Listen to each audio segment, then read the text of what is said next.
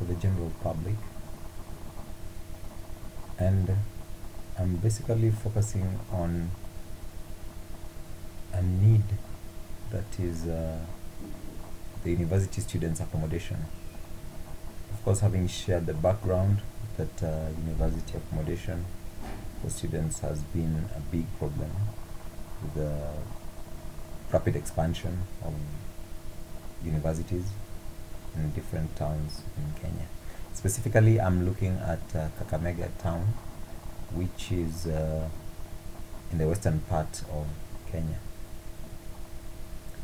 Now, one of the leading universities in Kakamega is Masinde Muliro University of Science and Technology.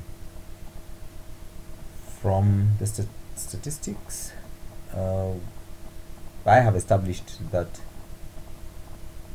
the university has a student population of 13,500, yet it can only accommodate up to a maximum of 3,500 students. That leaves a gap of 10,000 bed spaces. Now, that is huge. Unfortunately, with the resources available and the manpower, the expertise in the growing trends, they cannot meet the demand. So clearly, accommodation comes out as a key issue, meaning that we'll need to have accommodation as one of the services that is provided. Of course, with accommodation, then you come to things like meals, and in a student hostel setup, which is the PPP project that I'm looking at. We then look at cafeteria services.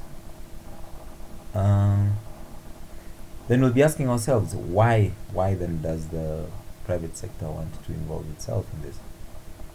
One, this is a good opportunity because you look at, say, that's just one example of Masinde Muliro University of Science and Technology, with a student population that lacks accommodation at 10,000. I mean, that's a huge opportunity in terms of return on investment. You can imagine having each student pay a market rate of 5,000 shillings a month as rental income, rental expense, sorry. That is basically 50 million Kenyan shillings per month. And definitely, if you must get back to your bankable indices of the project, realize that that's a healthy return on investment. So the private sector would definitely be interested in this kind of project. Again, you look at what is available now in the market. The accommodation options that are available are way below standard. When you find university students, young university students, living in a mud thatched house and still paying for it, and paying at what you'd consider exorbitant rate for that kind of facility, then it's really sorry sight. So it is in the private sector's interest to look into the students' welfare. We'll be asking ourselves how. We're looking at having proper furniture, we're looking at having proper accommodation facilities. You're looking at other services like, say, internet provision. You're looking at the security of the students. And of course, that has a trickle-down effect to the general public, the communities around that. Remember that around the universities, you have the communities who are also landowners. So the private sector would be very much interested, because then they'd be putting their land, the capital asset, into reasonable use, and looking forward to good returns. We'll be looking at the risks that accompany such PPP, and of course with a rider that will be considering who is best placed to address what. One of the risks that we look at is the demand.